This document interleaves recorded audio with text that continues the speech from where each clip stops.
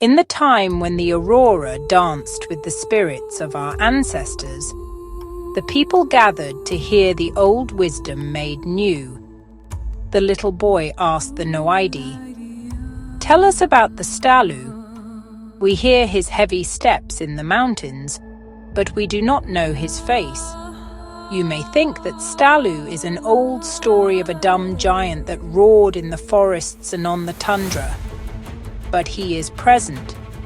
Stállu is the giant of the state, clad not in furs but in statutes and steel.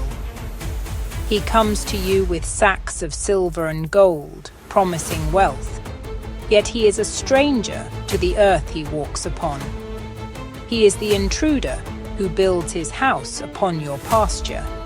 And when he looks at the mountain, he sees not a spirit, but a quarry.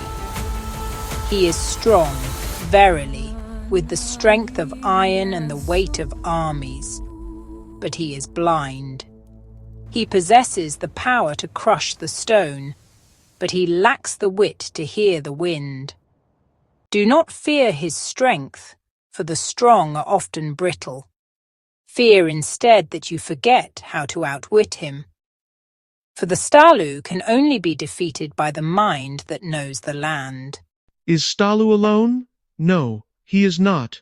There is Luttak, there is his knife, and the little dog he has, Raka. And what of his wife, Luttak? What of the weapon she carries? Luttak is the machine that follows the giant. She is the industry that hungers. You have known the weapons of men, the guns that explode and scatter flesh to the wind.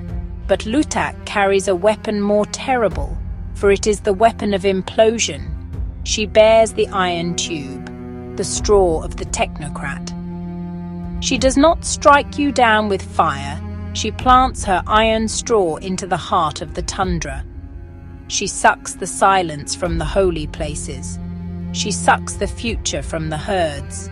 She sucks the soul from the people until they collapse inward, hollowed out by a hunger they cannot name.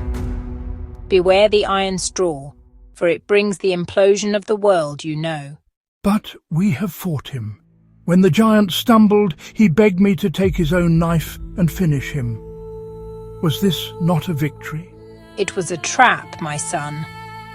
For when Stállu falls to his knees, and the judges of the high courts declare him beaten, he will look up at you with cunning eyes.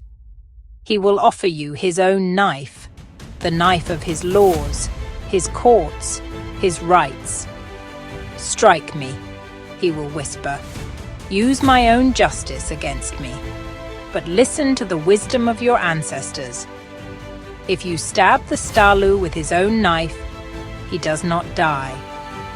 The wound becomes a mouth that feeds him. You struck him at Fosen, did you not?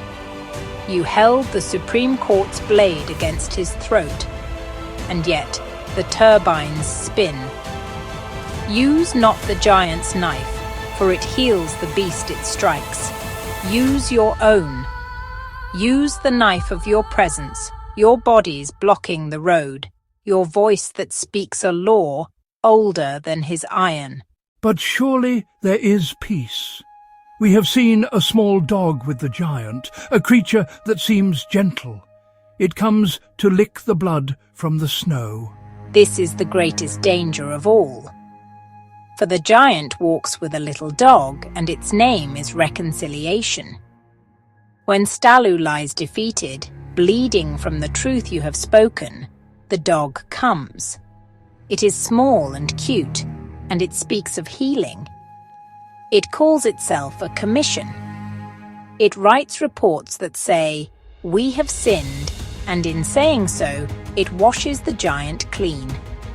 But look closely. As the dog licks the blood, the Stállu stirs.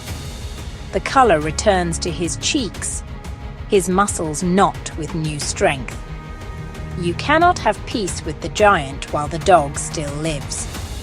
You must let the giant bleed until he is truly dead, until the iron straw is pulled from the earth and the silence returns to the mountain. Only then can you sleep.